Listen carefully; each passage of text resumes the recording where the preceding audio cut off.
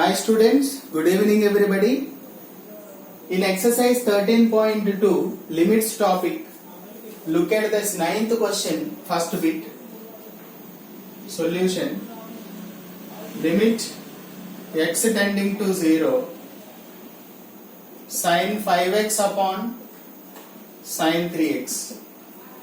Since there is sin 5x in the numerator, in the denominator also 5x should be there. Then what should you do here? Limit x tends to 0. I am going to multiply with 5x and divide with 5x. Am I clear? Since 5x is there in the numerator, so in the denominator what do you have? Sin 3x. So what should you do? Sin 3x by 3x into 3x. Multiply and divide, simple. X gets cancelled. Then I will apply limit for both. As 5x x tends to 0 means 5x also tends to 0. You should never forget to change the limit. Sin 5x by 5x. Limit 3x tends to 0. Sin 3x by 3x. Did you understand that? But since it is in the standard form, limit theta tends to 0, sin theta by theta value 1. So I can write 1 by 1 means 1. Therefore, limit x tends to 0, sin 5x by, 5 by 3 is there aside now. So keep it aside, 5 by 3, 5 by 3, 5 by 3. So sin 5x by sin 3x equal to 5 by 3.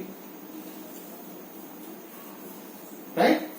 Here 5 by 3 is left there when we multiply and divide. That can be kept aside.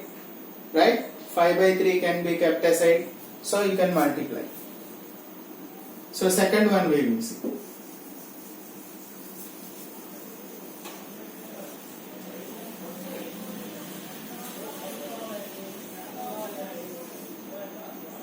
For second one, look at the second question carefully. Limit x tends to 0, sin square 2x upon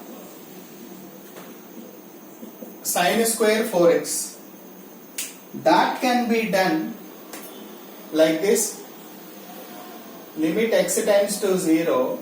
I am taking sin 2x by sin 4x.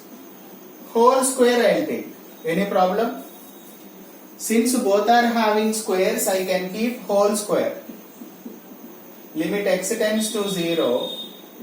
As I told you, by 2x into 2x. Hope it is clear?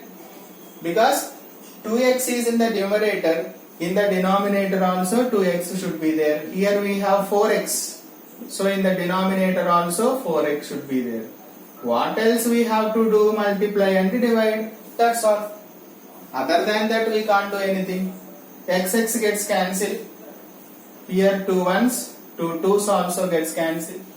Then what is remaining here? 1 by 2 is left. When it comes out, 1 by 4 will remain. So I am taking limit inside. Limit x tends to 0. Then 2x tends to 0. Sin 2x by 2x. Whole square upon limit 4x tends to 0, because x is tending to 0 means 4x also tending to 0. Why should I write 4x here? Because sin 4x is there, whole square. But as per the standard formula, this becomes 1 and this also will becomes 1. Since limit theta tends to 0, sin theta upon theta value 1. So answer will be 1 by 4. Therefore, limit x tending to 0, sin square 2x upon sin square 4x will be how much? 1 by 4. This is the solution. Hope it is clear. Thank you.